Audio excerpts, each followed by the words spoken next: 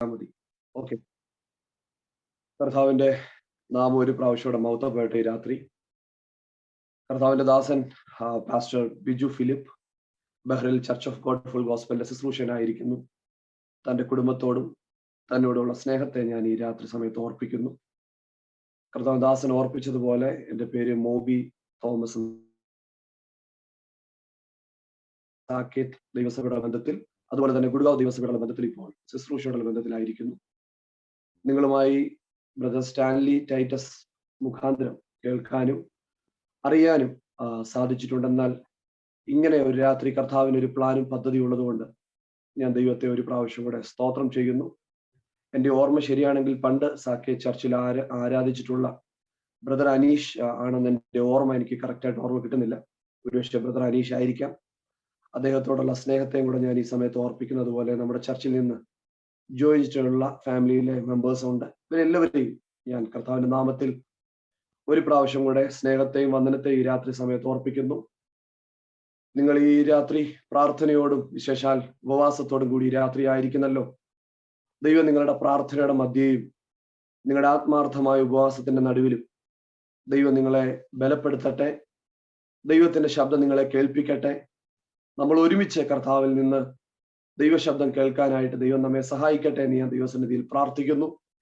വളരെ പ്രാർത്ഥനയോടെ ഈ രാത്രി നമുക്കായിരിക്കാം. ഞാൻ ഒരു വാക്കിൽ എന്നെ പരിചയപ്പെടുത്താം. കേരളത്തിൽ കായംകുളത്തിനടുത്ത് ഏകദേശം ചേപ്പാട് എന്ന് പറയുന്ന സ്ഥലത്താണ് എൻ്റെ സ്വദേശം. ഞങ്ങൾ കുടുംബമായി കർത്താവിന്റെ വേലയിലൂടെ ആയിരിക്കുമ്പോൾ തന്നെ ജോലിയുള്ള ബന്ധത്തിലൂടെ ഞങ്ങളായിരിക്കുന്നു.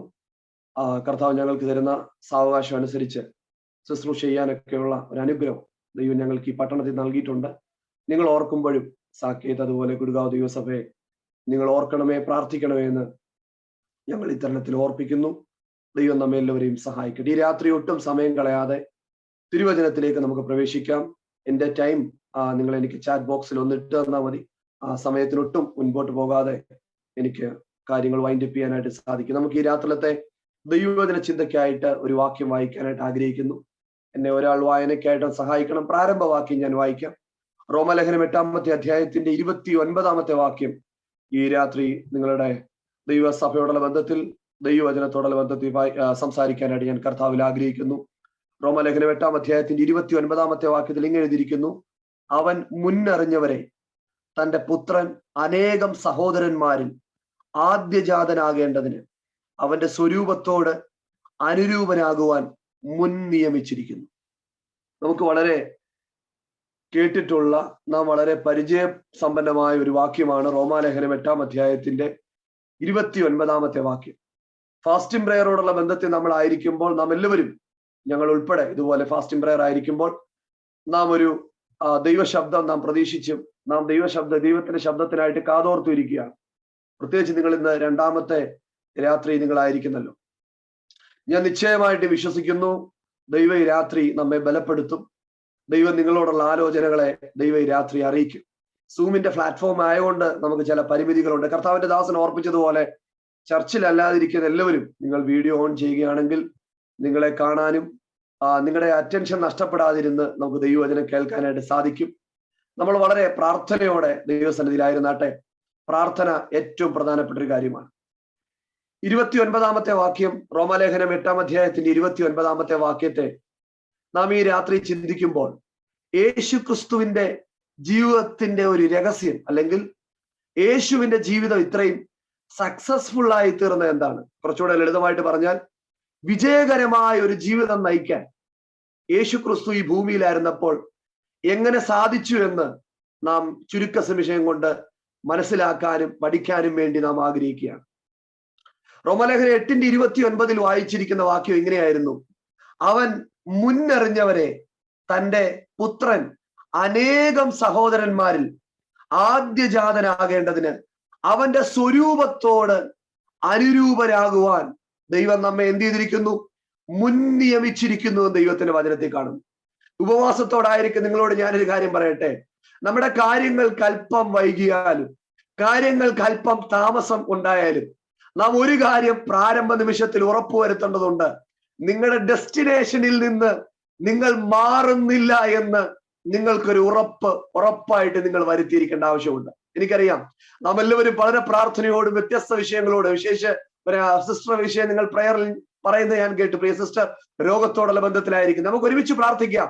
ദൈവം അവിടെ വിടുതൽ അയക്കട്ടെ, ദൈവം പ്രവർത്തിക്കട്ടെ. എന്നാൽ ഇന്ന് രാത്രി ഞാൻ ദൈവസഭയോട് പറയാൻ ആഗ്രഹിക്കുന്ന ഒരു കാര്യം, ദൈവത്തിന്റെ പദ്ധതി നാം ഉപവാസത്തോടു കൂടി ആയിരിക്കുമ്പോഴും, നാം നമ്മുടെ സാധാരണ ക്രിസ്തീയ ജീവിതം നയിക്കുമ്പോഴും, ദൈവത്തിന് നമ്മളെ കുറിച്ച് ഒരു വലിയ പദ്ധതിയുണ്ട്. ദൈവത്തിന് നമ്മളോടൊരു ഇഷ്ടം അറിയിക്കാനുണ്ട്. ദൈവത്തിന് നമ്മളെ ഒരു പ്രോപ്പർ ഡെസ്റ്റിനേഷനിലേക്ക് ദൈവത്തിന് നമ്മെ എത്തിക്കേണ്ടതായിട്ടുള്ള ആവശ്യമുണ്ട്. ഇന്ന് രാത്രി കർത്താവിന്റെ സഭയും ദൈവദാസനും ഒക്കെ പ്രയത്നിക്കുന്ന കാര്യം എനിക്കറിയാം. ഞാനൊരു ശുശ്രൂഷകനായോണ്ട് എനിക്ക് ആത്മദുഃഖം എനിക്കുണ്ട്, അല്ലെങ്കിൽ ആത്മഭാരം എനിക്കുണ്ട്. എനിക്കറിയാം ഏറ്റവും പ്രധാനപ്പെട്ട ഒരു ശുശ്രൂഷകന്റെ ഏറ്റവും വലിയ ആഗ്രഹം, പ്രാർത്ഥന, ആ ദൈവസഭയിലെ ഓരോ വ്യക്തിയും ഈ ഡെസ്റ്റിനേഷനിൽ നിന്ന് മാറിപ്പോകാതെ ആ ലക്ഷ്യസ്ഥാനത്ത് എത്തിച്ചേരാൻ വേണ്ടിയാണ് പ്രാർത്ഥിക്കുകയും വചനങ്ങൾ ക്രമീകരിക്കുകയും മീറ്റിങ്ങുകൾ ഒക്കെ സംഘടിപ്പിക്കുകയും ഒക്കെ ചെയ്യുന്നത്. ഇന്ന് രാത്രി റോമാലേഖനം 8:29 പറയുന്നു, യേശുവിന്റെ സ്വഭാവത്തോട് അനുരൂപരായി തീരുവാനായിട്ട് ദൈവത്തിന്റെ വചനം നമ്മെ ആഹ്വാനം ചെയ്യുന്നു.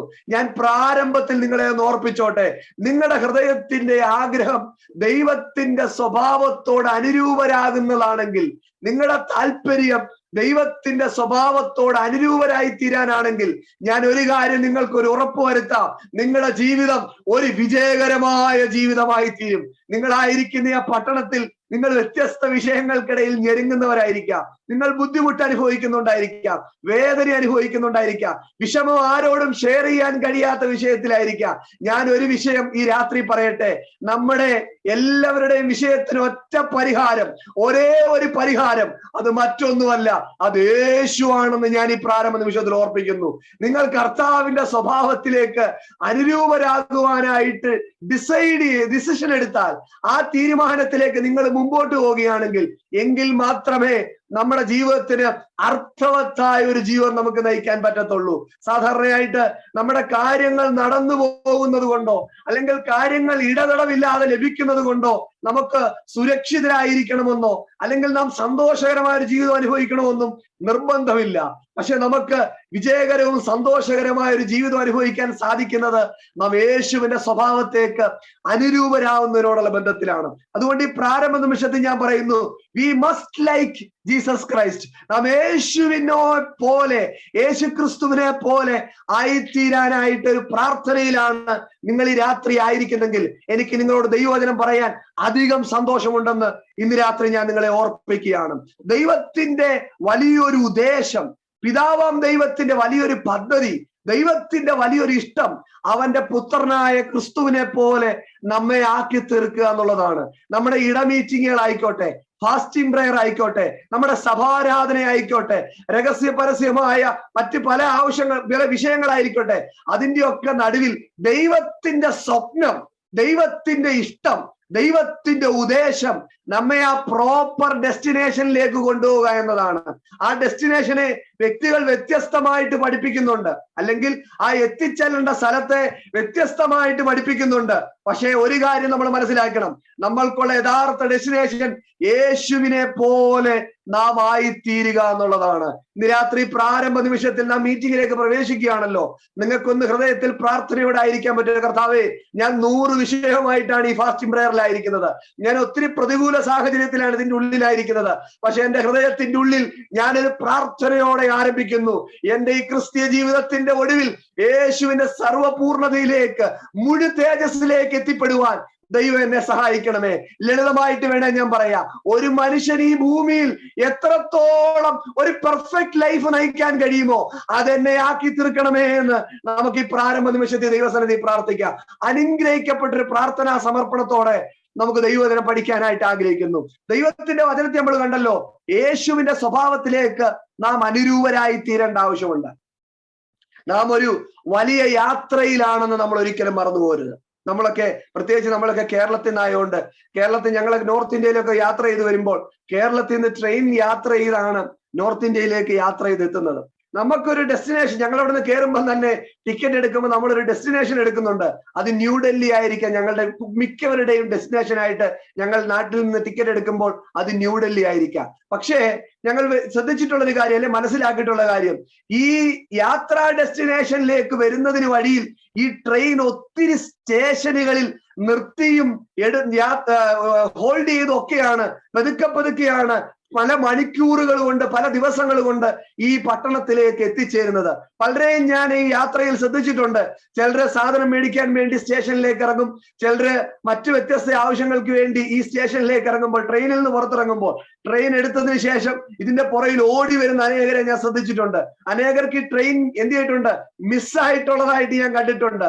ഞാൻ അതുകൊണ്ട് ഈ പ്രാരംഭത്തിൽ ഇതിനോടുള്ള ബന്ധത്തിൽ പറയട്ടെ, പലരും ക്രിസ്തീയ ജീവിതം ആരംഭിച്ചത് യേശുവിന്റെ സ്വഭാവത്തിലേക്ക് നയിക്കപ്പെടാൻ വേണ്ടിയായിരുന്നു. പക്ഷെ അവരുടെ യാത്രയിൽ പല സ്റ്റേഷനുകളും അല്ലെങ്കിൽ പലതും അവരുടെ കണ്ണിൻ മുമ്പിൽ കണ്ട്, അതൊരു പക്ഷേ അവരുടെ ജീവിതത്തിന്റെ എന്തെങ്കിലും സുഖഭോഗങ്ങളായിരിക്കാം, സുഖ സന്തോഷങ്ങളായിരിക്കാം, അല്ലെങ്കിൽ അവരുടെ ഒരു ജോലിയോടുള്ള വിഷയത്തിലായിരിക്കാം, അവരുടെ വിവാഹത്തോടുള്ള വിഷയത്തിലായിരിക്കാം, അല്ലെങ്കിൽ അവരുടെ ജീവിതത്തിന്റെ എന്തെങ്കിലും സാമ്പത്തികമായ വിഷയത്തിലോട്ടായിരിക്കാം. ഈ പ്രധാനപ്പെട്ട കോൺസെൻട്രേഷനിൽ നിന്ന് അല്ലെങ്കിൽ പ്രധാനപ്പെട്ട ഡെസ്റ്റിനേഷനിൽ നിന്ന് അവർ മാറിപ്പോയിട്ടുള്ള ഒരു പോർക്കളത്തിലാണ് നമ്മളിൽ അനേകർ നിൽക്കുന്നതെന്ന് ഇന്ന് രാത്രി മറന്നുപോകരുത്. എനിക്ക് Bahrain church of God full gospel ചർച്ചിനോട് പറയാനുള്ള ഒരു കാര്യം, പ്രിയരെ, ഇന്ന് രാത്രി പുതുക്കുക. നമ്മുടെ ആ യാത്ര കറക്റ്റ് ആണോ എന്ന് ശോധന ചെയ്തുകൊണ്ടേയിരിക്കുക. നിങ്ങളുടെ യാത്ര കറക്റ്റ് അല്ലെങ്കിൽ, നിങ്ങളുടെ ഡെസ്റ്റിനേഷനിൽ നിങ്ങൾ മാറിപ്പോയെങ്കിൽ ഒരു മടങ്ങി വരവിനായിട്ട് ഇന്ന് രാത്രി ഏൽപ്പിച്ചു കൊടുക്കുക. സ്വർഗം പ്രസാദിക്കുന്ന ഉപവാസം, ഒറ്റ ഉപവാസത്തിലാണ് സ്വർഗം പ്രസാദിക്കുന്നത്. അത് യേശുവിന്റെ സ്വഭാവത്തിലേക്ക് വരുന്നതിൽ നിന്ന് നിങ്ങളെ തടയുന്ന സകല ഭാരങ്ങളിൽ നിന്നും സകല പാപങ്ങളിൽ നിന്നും വിട്ടുമാറുന്നതിലാണ് സ്വർഗം സന്തോഷിക്കുന്നതെന്ന് ഇന്ന് രാത്രി ഞാൻ നിങ്ങളെ ഓർപ്പിക്കുന്നതിൽ എനിക്ക് യാതൊരു മടിയുമില്ല. ഞാനൊരു വാക്യം ഒന്ന് വായിക്കാൻ വേണ്ടി ആഗ്രഹിക്കുകയാണ്. 2 കൊരിന്ത്യർ ലേഖനം 3-ാമത്തെ അധ്യായം 18-ാമത്തെ വാക്യം വായിക്കാൻ ആഗ്രഹിക്കുന്നു. 2 Corinthians chapter 3 verse 18 ഒന്ന് വായിച്ചു കേൾപ്പിക്കാൻ വേണ്ടി ആഗ്രഹിക്കുകയാണ്. 2 കൊരിന്ത്യർ 3-ന്റെ 18-ാമത്തെ വാക്യം. എന്നാൽ മൂടുപടം നീങ്ങിയ മുഖത്ത് കർത്താവിന്റെ തേജസ്സിനെ കണ്ണാടി പോലെ പ്രതിബിംബിക്കുന്നവരായി നാം എല്ലാവരും ആത്മാവാകുന്ന കർത്താവിന്റെ ദാനമായി കണ്ടോ, തേജസ്സിന്മേൽ തേജസ് പ്രാപിക്കുക. തേജസ് എന്നതിന് തന്നെ യഥാർത്ഥ അർത്ഥം ദൈവം തന്നെ എന്നാണ് അതിന്റെ അർത്ഥം. ഹല്ലേലൂയ. ആ തേജസ്സിന്മേൽ തേജസ് പ്രാപിക്കുക, അല്ലെങ്കിൽ ഇപ്പോഴായിരിക്കുന്ന പെർഫെക്ഷനിൽ നിന്ന് moving into the perfection, അടുത്തൊരു പെർഫെക്ഷന്റെ ലെവലിലേക്ക് നമ്മൾ നീക്കപ്പെട്ടുകൊണ്ടേയിരിക്കുക. ഈ മുഴു തേജസ് പ്രാപിക്കുന്നതിൽ നിന്ന് നാം മടിയുള്ളവരായി തീരുവാൻ ദൈവം നമ്മളെ കുറിച്ച് ആഗ്രഹിക്കുന്നില്ല. തുടർന്ന് ഞാൻ ആ വാക്യം വായിക്കാൻ വേണ്ടി ആഗ്രഹിക്കുന്നു. കർത്താവിന്റെ ദാനമായി തേജസ്സിന്റെ മേൽ തേജസ് പ്രാപിച്ച് അതേ പ്രതിമയായി രൂപാന്തരപ്പെടുന്നു. കണ്ടോ, തേജസ്സിന്റെ മേൽ തേജസ് പ്രാപിച്ച് നമ്മൾ രൂപാന്തരപ്പെടുന്നതായിട്ട് ദൈവത്തിന്റെ വചനത്തിൽ വായിക്കുന്നു. ഇപ്പോൾ നിങ്ങൾ ഒരു പക്ഷേ നിങ്ങൾ രക്ഷിക്കപ്പെട്ടതിന് ശേഷം, സ്നാനപ്പെട്ടതിന് ശേഷം, കർത്താവിന്റെ അല്ലെങ്കിൽ ആത്മാവിന്റെ സ്നാനം പ്രാപിച്ചതിന് ശേഷം ഒക്കെ നിങ്ങളുടെ ലൈഫിൽ ഒത്തിരി വ്യത്യാസം വന്നിട്ടുണ്ടായിരിക്കാം. അതിൽ നിങ്ങൾ തൃപ്തരാവരുത് എന്നാണ് ഞാൻ പറയാൻ ആഗ്രഹിക്കുന്നത്. നിങ്ങൾ ഒരുപക്ഷെ പല പാപങ്ങളിൽ നിന്നും നിങ്ങൾക്ക് മോചനം ലഭിച്ചിട്ടുള്ളവരായിരിക്കാം. ഞാൻ ഈ പ്രാരംഭ സമയത്ത് പറയുന്നത്, നിങ്ങൾ അതിൽ തൃപ്തരാവരുത്. ദയവ് ചെയ്ത് നിങ്ങൾ തൃപ്തരാവരുത്. വചനം പറയുന്നു, നമ്മൾ തേജസ്സിന്റെ മേൽ തേജസ് പ്രാപിക്കേണ്ട ആവശ്യമുണ്ട്. അടുത്ത ലെവലിലേക്ക്, ഈ ഫാസ്റ്റിംഗ് പ്രയറിൽ നിന്ന് അടുത്ത പ്രയറിലേക്ക് നിങ്ങൾ മാറുമ്പോൾ, ഇന്നലെ വരെ നിങ്ങളെ മുറുക്ക പിടിച്ച, ഇന്നലെ വരെ നിങ്ങളെ വരിഞ്ഞു മുറുക്കിയ പാപത്തിന്റെ മേൽ ഒരു ജയം നേടി ഒരു ക്രിസ്തീയ ജീവിതത്തിന്റെ സന്തോഷത്തിലേക്ക് നിങ്ങൾ പ്രവേശിക്കുവാൻ ദൈവത്തിന്റെ ആത്മാവ് ആഗ്രഹിക്കുന്നു. ഈ ഈ ഉപവാസത്തിലാണ് ദൈവത്തിന് പ്രസാദമുള്ളതെന്ന് ഞാൻ നിങ്ങളെ ഓർപ്പിക്കുകയാണ്. ഹല്ലേലൂയ. ഈ യാത്ര സുഖകരമായി തീരുവാൻ, ഈ യാത്ര വിജയകരമായി തീരുവാൻ, ഈ യാത്രയിൽ നിങ്ങൾക്ക് ധൈര്യമായിട്ട് മുൻപോട്ട് പോകണമെങ്കിൽ ദൈവവചനം പറയുന്നു, നമുക്ക് പരിശുദ്ധാത്മാവിന്റെ സാന്നിധ്യം അല്ലെങ്കിൽ പരിശുദ്ധാത്മാവിന്റെ കൺട്രോളിലേക്ക് നമ്മുടെ ലൈഫ് മാറ്റപ്പെടേണ്ട ആവശ്യമുണ്ട്. കുറച്ചുകൂടെ ലളിതമായിട്ട് പറഞ്ഞാൽ ആത്മനിറവിന്റെ ജീവിതം നാം ജീവിക്കേണ്ട ആവശ്യമുണ്ട്. ഹല്ലേലൂയ. നമ്മൾ രക്ഷിക്കപ്പെട്ട് സ്നാനപ്പെട്ട് പരിശുദ്ധാത്മാവിഷം പ്രാപിച്ച് അന്യഭാഷയിൽ ദൈവത്തെ സ്തുതിക്കുന്നവരായിരിക്കാം. അതിൽ തൃപ്തരായിരിക്കരുത് എന്നാണ് ഞാൻ പറഞ്ഞതിനകത്തിലെ ആശയം. നമ്മൾ അന്യഭാഷ പറയുന്നത് തൃപ്തരായി തീരുകയല്ല. നമ്മുടെ ജീവിതം ആത്മനിയന്ത്രണത്തിലേക്ക് അല്ലെങ്കിൽ ആത്മാവിന്റെ നിറവിലേക്ക് മാറ്റപ്പെടേണ്ട ആവശ്യമുണ്ട്. എന്താണ് ആത്മാവിന്റെ നിയന്ത്രണം?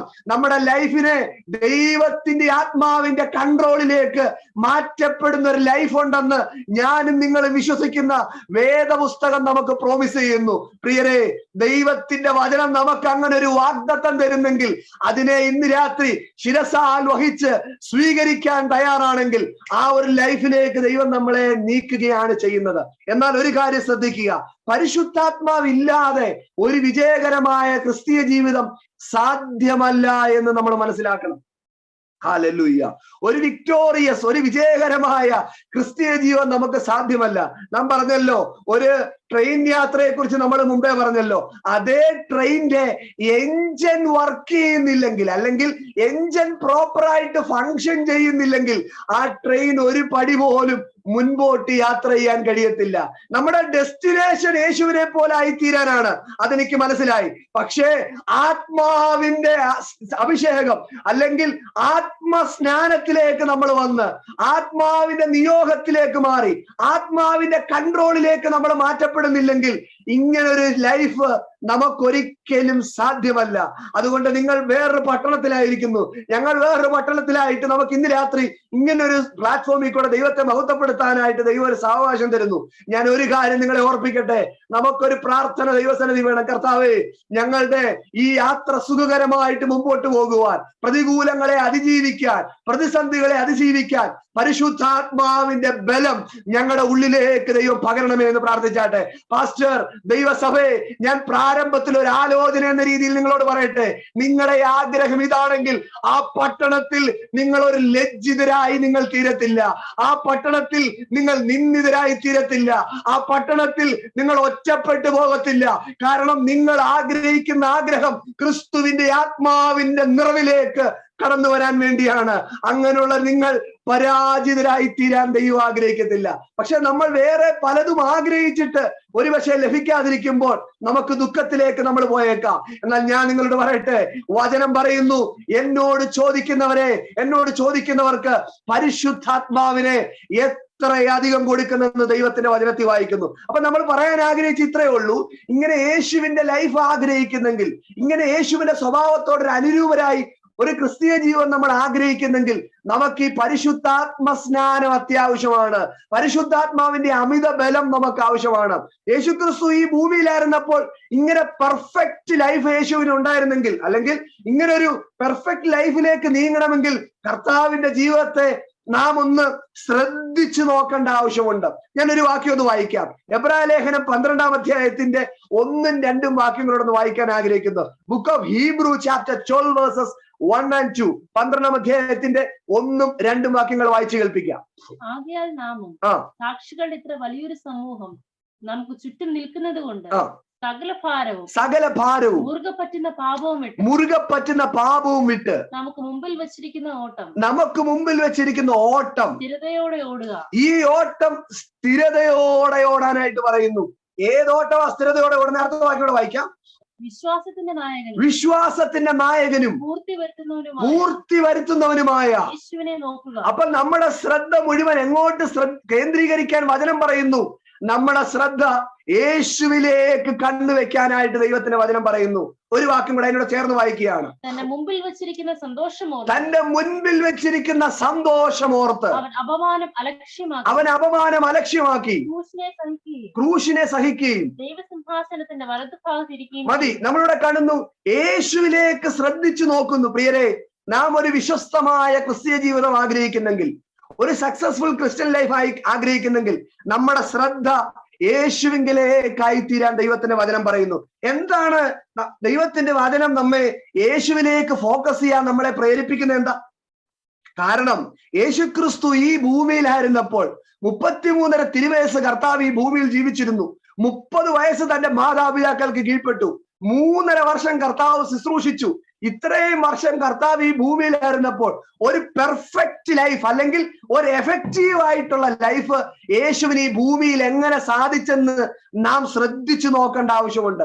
ഈ കാലഘട്ടത്തിൽ എല്ലാ ദൈവസഭയും ഈ ഒരു ശ്രദ്ധയിലേക്ക് നീങ്ങണമെന്ന് ദൈവത്തിന്റെ വചനം ആഗ്രഹിക്കുകയാണ്. അല്ലെങ്കിൽ ദൈവത്തിന്റെ പദ്ധതി അതാണ്. ദൈവത്തിന്റെ അടുക്കിലേക്ക് ഒരു വ്യക്തി അങ്ങനെ വരുന്നെങ്കിൽ ആ വ്യക്തി ഒരു ശിശു എന്ന പോലെ എത്തിയെങ്കിലേ ഈ വചനത്തിന്റെ ആഴം അദ്ദേഹത്തിന് ഗ്രഹിക്കാൻ പറ്റത്തുള്ളൂ. ബൈബിളിനകത്ത് നമ്മൾ വായിക്കുന്നുണ്ട്, മത്തായി സുവിശേഷം 11-ാം അധ്യായത്തിന്റെ 25 മുതലുള്ള ചില വാക്യങ്ങൾ ഞാൻ വേഗത്തിൽ അങ്ങ് വായിച്ചുകൂടാ, സമയം നമ്മുടെ മുമ്പിൽ വളരെ പരിമിതമാണ്. മത്തായി സുവിശേഷം 11-ാം അധ്യായത്തിന്റെ 25 മുതലുള്ള വാക്യങ്ങൾ ഒന്ന് വായിക്കുകയാണ്. ആ സമയത്ത് തന്നെ യേശു പറഞ്ഞത്, പിതാവേ, സ്വർഗത്തിനും ഭൂമിക്കും കർത്താവായുള്ളവേ, നീ ഇത് ജ്ഞാനികൾക്കും വിവേകികൾക്കും മറച്ച് ശിശുക്കൾക്ക് വെളിപ്പെടുത്തിയത് കൊണ്ട്. കണ്ടോ, ജ്ഞാനികൾക്കും വിവേകികൾക്കും മറച്ചു വെച്ചിട്ട് കർത്താവ് ഇത് ആർക്ക് വെളിപ്പെടുത്തി കൊടുത്തു? ശിശുക്കൾക്ക് വെളിപ്പെടുത്തി കൊടുത്തു. നമ്മുടെ വിഷയത്തിൽ നിന്ന് മാറല്ലേ, യേശുവിന്റെ രഹസ്യ ജീവിതത്തിലേക്ക് സൂക്ഷിച്ചു നോക്കുക, അല്ലെങ്കിൽ യേശുവിന്റെ ആ പെർഫെക്ഷനിലേക്ക് നോക്കുക, അല്ലെങ്കിൽ വെരി എഫക്റ്റീവ് ആയിട്ടുള്ള യേശുവിന്റെ ആ ലൈഫിലേക്ക് സൂക്ഷിച്ചു നോക്കുക. ഇവിടെ വചനം പറയുന്നു, ജ്ഞാനികൾക്ക് കർത്താവ് അത് മറച്ചു വെച്ചിട്ട് ആർക്ക് കൊടുത്തു? അത് ശിശുക്കൾക്ക് വെളിപ്പെടുത്തി കൊടുത്തു. ഈ ശിശുക്കളെ കുറിച്ചും ജ്ഞാനികളെ കുറിച്ചും പറയുമ്പോൾ വളരെ ലളിതമായിട്ട് വേണം ഞാനൊരു കാര്യം പറയാം. ശിശുക്കളുടെ ഒരു പ്രത്യേകത എന്താണെന്ന് ചോദിച്ചാൽ, അവർക്ക് ഒന്നും അറിയത്തില്ലെന്നുള്ളതാണ് അവരുടെ ഏറ്റവും വലിയൊരു ഗുണം. മനസ്സിലാകുന്നുണ്ടോ? ജ്ഞാനികളുടെ ഒരു പ്രത്യേകത എന്താണെന്നറിയോ? അവർ ഒത്തിരി സ്പിരിച്വലാണ് അവർക്ക് തോന്നും. ഹല്ലേലൂയ. എന്നെ കേൾക്കുന്ന പ്രിയരെ ശ്രദ്ധിക്കണേ, നമുക്ക് കർത്താവിന്റെ ലൈഫിലേക്ക് വളരാനായിട്ട് ഒരു ശിശു എന്ന പോലെ നമ്മൾ കർത്താവിന്റെ അടുക്കൽ എത്തണം. വലിയ ഹെഡ് വെയിറ്റ് ഉണ്ടെങ്കിൽ, പണ്ട് എനിക്ക് തോന്നുന്നു V.A. തോമസ് എന്ന് പറഞ്ഞൊരു പാസ്റ്റർ പ്രസംഗിച്ചപ്പോ താൻ ഇങ്ങനെ പറഞ്ഞു, ദൈവസഭയിൽ ദൈവം ആഗ്രഹിച്ച ഒത്തിരി മൂപ്പന്മാരെ വേണമെന്നാ. പക്ഷെ ദൈവസഭയിൽ ഇപ്പൊ ഒത്തിരി മൂപ്പിലാന്മാരായിട്ടുണ്ട്. പക്ഷെ മൂപ്പന്റെ സ്റ്റാൻഡേർഡിലേക്കൊന്നും ആരും വളർന്നു വന്നിട്ടില്ല.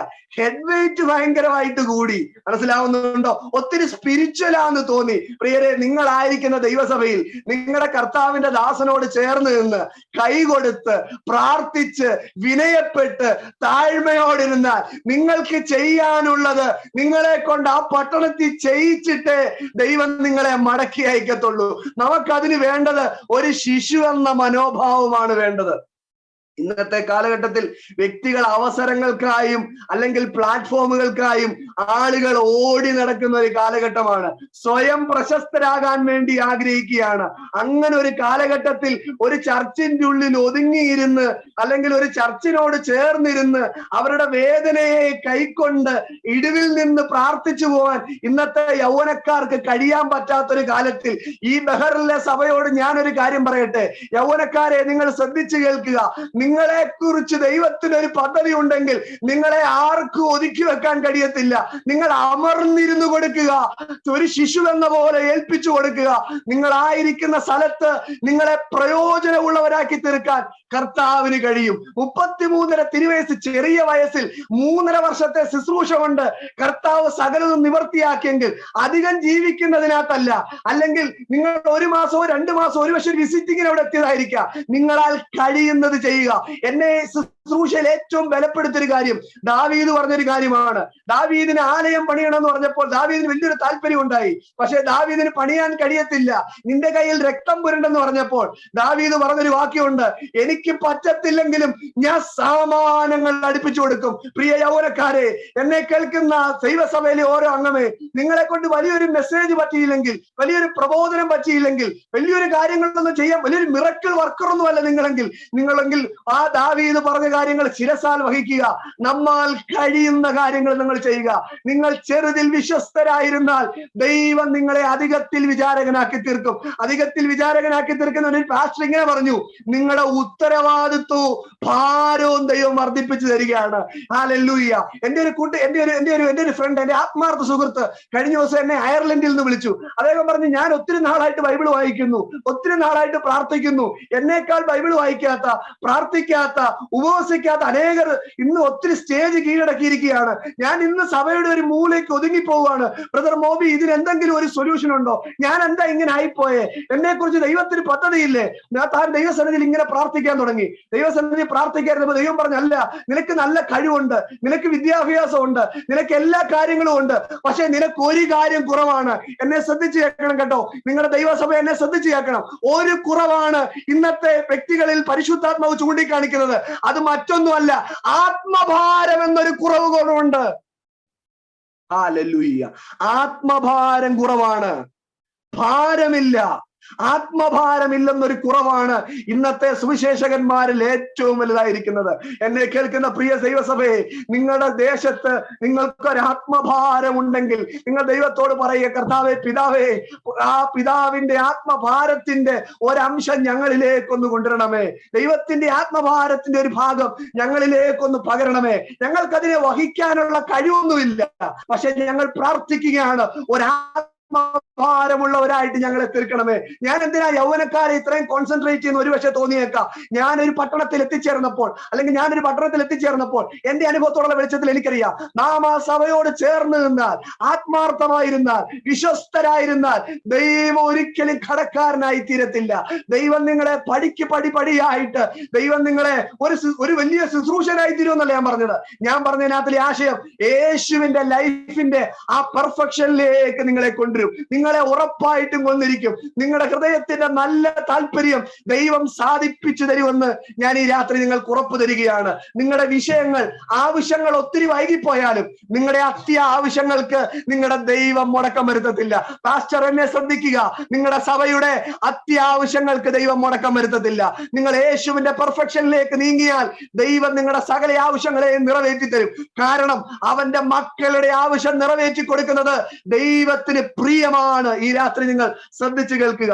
നമുക്ക് പറഞ്ഞല്ലോ, നാം ഒരു ശിശു എന്ന പോലെ യേശുവിന്റെ അടുക്കലേക്ക് അപ്രോച്ച് ചെയ്താൽ, കർത്താവിന്റെ അടുക്കലേക്ക് നമ്മൾ എത്തിയാൽ, വലിയ സ്പിരിച്വലാന്നും പറഞ്ഞൊന്നും എത്തണ്ട, വലിയ ജ്ഞാനിയാന്നും പറഞ്ഞൊന്നും എത്തണ്ട, ഒരു സാധാരണക്കാരനായി, ഒരു പച്ച മനുഷ്യനായിട്ട് നമ്മൾ എത്തിച്ചേർന്നാൽ ദൈവത്തിന്റെ ആത്മാവിന് നമ്മളെ കൊണ്ട് ചില കാര്യങ്ങൾ ചെയ്യിക്കാൻ പറ്റും. നമ്മൾ ഇന്ന് രാത്രി ചിന്തിക്കുന്ന ഇത്രയേ ഉള്ളൂ, യേശുവിലേക്കൊന്ന് ശ്രദ്ധിച്ചു നോക്കുക. ഹല്ലേലൂയ. യേശു ക്രിസ്തു ഈ ഭൂമിയിലായിരുന്നപ്പോൾ എങ്ങനെ ഇങ്ങനെ ഒരു പെർഫെക്റ്റ് ലൈഫിലേക്ക് എത്തി? അത് നമ്മൾ നോക്കാൻ പിതാവാം ദൈവം നമ്മളെ കുറിച്ച് ആഗ്രഹിക്കുന്നു, അല്ലെങ്കിൽ നമ്മളെ ആഹ്വാനം ചെയ്യുന്നു. യേശുക്രിസ്തു ഈ ഭൂമിയിലായിരുന്നപ്പോൾ ചില കാര്യങ്ങളിലുള്ള ഉറപ്പാണ് ദൈവത്തെ ഒരു പെർഫെക്ഷനിലേക്ക് ദൈവം കൊണ്ടുപോയത്. ഞാൻ അതിന്റെ ഒന്നാമത്തെ കാര്യം ചിന്തിക്കാൻ വേണ്ടി ആഗ്രഹിക്കുന്നു, വായിക്കാൻ ആഗ്രഹിക്കുന്നു. യോഹന്നാന്റെ സുവിശേഷം 16-ാം അധ്യായത്തിന്റെ 32-ാമത്തെ വാക്യം. വേദപുസ്തകമുള്ള എല്ലാവരും ദയവായി ഈ വാക്യം നോക്കുക. ബൈബിളിൽ വരച്ചാൽ കുഴപ്പമില്ലെന്നുള്ളവർ ഈ വാക്യത്തെ ഒന്ന് നോട്ട് ചെയ്യാൻ ഞാൻ ഓർപ്പിക്കുന്നു. Gospel of John chapter 16 verses 32, 16-ാം അധ്യായത്തിന്റെ 32-ാമത്തെ വാക്യം വായിക്കുന്നു. നിങ്ങൾ ഓരോരുത്തർ താൻ തന്നെ സ്വന്തത്തിലേക്ക് ചിതറിപ്പോവുകയും തന്നെ ഏകനായി വിടുന്ന നാഴിക വരികയും ചെയ്യുന്നു. മതി. ഇവിടെ നമ്മളൊരു വാക്യം വായിക്കുന്ന ഇങ്ങനെയാണ്, താങ്കൾ എന്ത് ചെയ്യുന്നു? പല സ്ഥലത്തേക്ക് ചിതറിപ്പോകുന്നതായിട്ടൊരു വചനം കാണുന്നു. യേശുക്രിസ്തുവിന്റെ പെർഫെക്ഷൻ ലൈഫിന്റെ, അല്ലെങ്കിൽ പെർഫെക്റ്റ് ലൈഫിന്റെ ഒരു പ്രത്യേകത ഞാൻ പറയാം. പിതാവാം ദൈവവുമായിട്ടുണ്ടായിരുന്ന അഭേദ്യമായ ബന്ധമാണ് ഇങ്ങനൊരു പെർഫെക്റ്റ് ലൈഫിലേക്ക് യേശുവിനെ കൊണ്ടുപോയത്. ഹല്ലേലൂയ. അപ്പൊ പിതാവാം ദൈവവുമായിട്ടുള്ള ഒരു പെർഫെക്റ്റ് ലൈഫിലേക്ക് കൊണ്ടുപോവാ. ഇന്നത്തെ പ്രാർത്ഥനകൾ തന്നെ നമ്മൾ ശ്രദ്ധിച്ചാൽ പിതാവാം ദൈവം എന്ന് മനസ്സിലാക്കാൻ കഴിയാത്ത രീതിയിലാണ് ആളുകൾ പ്രാർത്ഥിച്ചുകൊണ്ടിരിക്കുന്നത്. ആ അപ്പന്റെ ഹൃദയം നമ്മളൊന്ന് രാത്രി മനസ്സിലാക്കുക. അതൊന്ന് മനസ്സിലാക്കിയ യേശുക്രിസ്തു ഈ ഭൂമിയിലായിരുന്നപ്പോൾ കർത്താവ് പറയുകയാണ്, ആ ദൈവവുമായിട്ട്, പിതാവുമായിട്ടുള്ള ആ ഒരു നല്ല റിലേഷൻഷിപ്പ് കീപ്പ് ചെയ്തതുകൊണ്ട് ഒരു പെർഫെക്റ്റ് ലൈഫിലേക്ക് പോകാൻ ഇടയായി. എന്ന് ഈ വാക്യത്തിന് അതുമായിട്ട് എന്താ ബന്ധമെന്ന് ചോദിച്ചാൽ, ഈ ലാസ്റ്റ് സപ്പറിന് ശേഷമുള്ള ഒരു അനുഭവമാണ് നമ്മൾ ഈ 16-ാം അധ്യായത്തിന്റെ 32-ാമത്തെ വാക്യത്തിൽ വായിക്കുന്നത്. ഈ ലാസ്റ്റ് സപ്പറിന് ശേഷം ഇങ്ങനെ ഇരിക്കുമ്പോ ഈ വാക്യം നമ്മൾ വായിക്കും. ഞാൻ അതിനെ ഒന്നുകൂടെ ഒന്ന് പതുക്കെ ഒന്ന് നിങ്ങളോട് സംസാരിക്കാനായിട്ട് ആഗ്രഹിക്കുന്ന ആ വാക്യത്തെ. നിങ്ങൾ ഓരോരുത്തൻ താൻ താന്റെ സ്വന്തത്തിലേക്ക് ചിതറിപ്പോകുന്നു. ഇവിടെ എഴുതിയിരിക്കുന്ന കാര്യം കണ്ടോ? ഇതിന് മുമ്പുള്ള അധ്യായങ്ങളൊക്കെ വായിച്ചാൽ ശിഷ്യന്മാര് വന്നിട്ട് യേശുവിനോട് പറഞ്ഞൊരു കാര്യമാ, ഞങ്ങൾ എങ്ങും പോത്തില്ല, ഞങ്ങൾ ചിതറിപ്പോത്തില്ല, ഞങ്ങൾ നിന്റെ കൂടെ തന്നെ നിൽക്കും, നിന്നെ മാത്രം ശേഷിച്ച് ഞങ്ങൾ നിൽക്കും, നിന്നിൽ ആശ്രയിച്ച് ഞങ്ങൾ നിൽക്കുമെന്ന് പറഞ്ഞവർ ഇപ്പോൾ ഒരു വിഷയം വന്നപ്പോൾ അവരെന്ത് ചെയ്യുന്നറിയാവോ? അവര് ചിതറിപ്പോയി. ഞാനൊരു കാര്യം പറഞ്ഞോട്ടെ, ഞാനൊരു ക്ലാസ്റ്ററായിട്ട് ദൈവസഭ ഇരിക്കുന്നതുകൊണ്ട് എനിക്കറിയാം, ഞങ്ങൾ അനേകരെ വിളിച്ച് അവര് വരുമെന്നൊക്കെ പറഞ്ഞ് അവരെ ഞങ്ങൾ അന്ന് പ്രതീക്ഷിച്ചിരിക്കുന്നവരായിരിക്കാം. അന്ന് അവർ ആ സമയത്ത് എത്തത്തില്ല. ചിലരെ ഞങ്ങൾ വർഷിപ്പിനായിട്ട് ഏൽപ്പിക്കും, ചിലരെ ഞങ്ങൾ വചനത്തിനായിട്ട് ഏൽപ്പിക്കും, ഞങ്ങൾ പല കാര്യങ്ങളിൽ പലരെ ഞങ്ങൾ ഏൽപ്പിക്കും. ആ സമയത്ത് എന്ത് ചെയ്യത്തില്ല, ചില കാര്യങ്ങൾ നടക്കത്തില്ല. ഒരുപക്ഷെ അവർക്ക് ഉണ്ടായ ചില ബുദ്ധിമുട്ടുകളായിരിക്കാം, അല്ലെങ്കിൽ വേറെ എന്തെങ്കിലും കാര്യങ്ങൾ, ആരും കുറവല്ല, മറ്റു വ്യത്യസ്ത കാര്യങ്ങളാൽ ഒരുപക്ഷെ ഉണ്ടാകാതിരിക്കാം. ഒരു ദൈവദാസൻ നിലയിൽ പലപ്പോഴും എന്റെ ഹൃദയത്തിന് അത് വേദന ഉണ്ടായിട്ടുണ്ട്. പാസ്റ്റർ ബിജു ഫിലിപ്പ് പാസ്റ്ററിന് ഉണ്ടായിട്ടുണ്ടെന്ന് ഞാൻ വിശ്വസിക്കുന്നു. അങ്ങനെ ഇല്ലാത്ത ഒരു ചർച്ച ഉണ്ടാവത്തില്ല. കേട്ടോണേ, യേശുവിന്റെ മുമ്പിൽ യേശുവിനോട് ചേർന്ന് നിന്നിട്ട് പറഞ്ഞു, നോയിക്കേ, ഞങ്ങൾ എങ്ങും പോകത്തില്ല, ഞങ്ങൾ നിന്നെ വിട്ടുപിരിയത്തില്ല, നിന്റെ കൂടെ ഞങ്ങൾ നിൽക്കും. പാസ്റ്റർ ഒന്ന് ചിന്തിച്ചു നോക്കിക്കേ, എത്ര പേര് ഈ ബഹറിന്റെ പട്ടണത്തിൽ വന്നിട്ട് പറഞ്ഞു, ഞങ്ങൾ നിൽക്കും, ഞങ്ങൾ കൂടെ നിൽക്കും, ഞങ്ങൾ കൈതരാ, ഞങ്ങളിവിടെ ആ പ്രാർത്ഥനയുടെ കൂട്ടായ്മ കൂടിക്കോളാം ഒക്കെ പറഞ്ഞു. പക്ഷേ ഒരു കാര്യം ഓർത്തോണേ, ഫൈനലിൽ പലരും വിട്ടുപോകും. പക്ഷെ യേശുവിനുണ്ടായിരുന്ന ഒരു ധൈര്യം നിങ്ങളുടെ ദൈവസഭയ്ക്കുണ്ടെങ്കിൽ, യേശുവിനുണ്ടായിരുന്ന ഒരു ധൈര്യം നിങ്ങളുടെ സഭയിലെ യൗവനക്കാർക്കുണ്ടെങ്കിൽ, യേശുവിനുള്ളൊരു ധൈര്യം നിങ്ങളുടെ സഭയിലെ കുടുംബക്കാർക്കുണ്ടെങ്കിൽ, ഒരു അനുഗ്രഹിക്കപ്പെട്ട സഭ നിങ്ങൾക്ക് മുമ്പോട്ട് നയിക്കാൻ പറ്റും. അതാണ് ഞാൻ പറയാൻ ആഗ്രഹിക്കുന്നത്. ആ വാക്യം വായിച്ചിട്ട് എന്താണ്? എന്നെ ഏകനായി വിടുകയും ചെയ്യുന്ന നാഴിക വരുന്നു. എന്നെ ഏകനായി വിടുകയും ചെയ്യുന്ന നാഴിക വരുന്നു. അടുത്ത വാക്യം, വന്നുമിരിക്കുന്നു. പിതാവ് എന്നോട് കൂടെ ഉള്ളത് കൊണ്ട്. യേശു പറയുന്ന ഒരു വാക്യം കണ്ടോ? പിതാവ് എന്റെ കൂടെ ഉള്ളത് കൊണ്ട് ഞാൻ ഏകനല്ല താൻ. ഇന്ന് രാത്രി ഹൃദയത്തിന്റെ ആഴത്തിൽ നിന്ന് ആത്മാർത്ഥമായിട്ട് ഞാൻ നിങ്ങളോട് ദൂത് പറയുന്നു. ഈ വാക്യം നിങ്ങൾ ഹൃദയത്തിൽ ഒന്ന് ഏറ്റെടുത്ത്, നിങ്ങൾ ഏകനല്ല. യേശു പറഞ്ഞ കാര്യം, പിതാവ് എന്റെ കൂടെ ഉള്ളത് കൊണ്ട് ഞാൻ ഏകനല്ല. ഈ ഫാസ്റ്റിംഗ് പ്രേയറിൽ ഒരു കീ വാക്യമായിട്ട് നിങ്ങൾ ഏറ്റെടുത്തോളൂ. വചനത്തിൽ പറയുന്നു, പിതാവ് എന്റെ കൂടെ ഉള്ളത് കൊണ്ട് ഞാൻ ഏകനല്ല. വാക്ക് മാറിയേക്കാം, വ്യക്തി മാറിയേക്കാം, ആശയങ്ങൾ മാറിയേക്കാം, അഭിപ്രായങ്ങൾ വ്യത്യാസം വന്നേക്കാം. ഈ പ്രിയ സഭയെ നിങ്ങൾ ഭാരപ്പെടേണ്ട ആവശ്യമില്ല. യേശുവിന്റെ ആ ഒരു ഉറപ്പ് കണ്ടോ? ആര് മാറിയാലും, ആര് ചിതറിപ്പോയാലും ഞാൻ ഒറ്റയ്ക്കല്ല. കാരണം പിതാവ് എന്റെ കൂടെ ഉള്ളത് കൊണ്ട് ഞാൻ ഒറ്റയ്ക്കല്ല. എത്ര മനോഹരമായ ഒരു ദൈവവചനമാണെന്നോർത്ത്. ഈ ഒരു വാക്യത്തിനേക്കാൾ വലിയൊരു വാക്യം നമുക്ക് ഈ വേദപുസ്തകത്തിൽ തന്നെ കണ്ടെത്താവുന്ന സംശയമാണ്. നിങ്ങൾ ഒറ്റയ്ക്കല്ലെന്ന്, നിങ്ങൾ ഏകരല്ലെന്ന്, നിങ്ങളെ കൂടെ പിതാവാം ദൈവം കൂടെയുണ്ടെന്ന് ദൈവത്തിന്റെ വചനത്തിൽ വായിക്കുന്നു. ഞാൻ ആ വാക്യത്തെ ഒന്നുകൂടെ വായിച്ചു കേൾപ്പിക്കാം. കേൾക്കാത്ത ആരെങ്കിലും ഉണ്ടെങ്കിൽ ഒന്ന് ശ്രദ്ധിച്ച ആ വാക്യം കേൾക്കുക. നിങ്ങൾ ഓരോരുത്തൻ താൻ താന്റെ സ്വന്തത്തിലേക്ക് ചിതറിപ്പോവുകയും എന്നെ ഏകനായി വിടുകയും ചെയ്യുന്ന നാഴിക വരുന്നു, വന്നുമിരിക്കുന്നു. പിതാവ് എന്റെ കൂടെ ഇരിക്കുന്നത് കൊണ്ട് ഞാൻ ഏകനല്ല താനും. ഹല്ലേലൂയ. ഈ പകലിൽ ദൈവസഭ അറിഞ്ഞിരിക്കേണ്ട ഒരു കാര്യം, ദൈവം നമ്മെ ഏകരായിട്ട് വിടത്തില്ല. ദൈവത്തിന്റെ ആത്മാവ്, ദൈവത്തിന്റെ വചനത്തിൽ വായിക്കുന്നു, പിതാവ് ഉണ്ടെന്നുള്ള വലിയൊരു അഷ്വറൻസ്, വലിയൊരു ഉറപ്പ് യേശുവിന്റെ ലൈഫിൽ യേശുവിനുണ്ടായിരുന്നു. എന്നെ കേൾക്കുന്ന യൗവനക്കാരെ, നിങ്ങൾ പ്രതികൂല സാഹചര്യം കൂടെ പോവുകയാണെങ്കിൽ, ബുദ്ധിമുട്ടിലൂടെ പോവുകയാണെങ്കിൽ, ഞാൻ നിങ്ങളോട് ഒരു കാര്യം പറയാൻ ആഗ്രഹിക്കുന്നു. നിങ്ങൾ വചനത്തിൽ യേശുവിന്റെ മാതൃകയെ പിൻപറ്റുക. യേശുവിനുണ്ടായിരുന്ന മാതൃക ഇതായിരുന്നു. തനിക്ക് നല്ല ബോധ്യമായിരുന്നു, എന്റെ കൂടെ എന്റെ പിതാവ് ഉള്ളത് കൊണ്ട് ഞാൻ ഏകനല്ലെന്ന് തനിക്ക് നല്ല ബോധ്യം ഉണ്ടായിരുന്നു. ഞാൻ പറഞ്ഞല്ലോ, ഈ പിതാവാം ദൈവമൊന്നും, പിതാവേ എന്നെ രക്ഷിക്കണേ എന്നൊക്കെ നമ്മൾ പ്രാർത്ഥിക്കാറുണ്ട്. പ്രാർത്ഥനയിൽ പലരും അത് പറയാറുണ്ടെങ്കിലും അവരുടെ യഥാർത്ഥ ബന്ധത്തിലേക്ക് വരുമ്പോൾ, ദൈവത്തെ പിതാവുമായിട്ടുള്ള ഒരു അപ്പൻ മകൻ എന്ന ബന്ധത്തിലേക്ക് പലർക്കും എത്തിച്ചേരാൻ കഴിയാത്ത അവസ്ഥ ഞാൻ കാണുന്നുണ്ട്. കർത്താവായ ദൈവവചനം നമ്മൾ വായിക്കുമ്പോൾ പഴയ നിയമം മുതലേ ദൈവത്തിന്റെ ഹൃദയത്തിലെ ആഗ്രഹമായിരുന്നു ദൈവത്തിന്റെ ജനം ദൈവത്തെ ആരായിട്ട് മനസ്സിലാക്കണമെന്ന്. അപ്പനായിട്ടൊന്ന് മനസ്സിലാക്കണമെന്ന്, അപ്പനായിട്ടൊന്ന് വിളിക്കണമെന്ന് ദൈവത്തിന്റെ വലിയൊരു പ്ലാൻ ആയിരുന്നു. ഞാൻ സമയമില്ലാത്തതുകൊണ്ട് ഒറ്റ വാക്യം വായിക്കാം. യെരമ്യാ പ്രവചനം 3-ാം അധ്യായത്തിന്റെ 19-ാമത്തെ വാക്യം ഒന്ന് വായിക്കാം. Book of Jeremiah chapter 3 verse 19, 3-ാമത്തെ അധ്യായത്തിന്റെ 19-ാമത്തെ വാക്യം.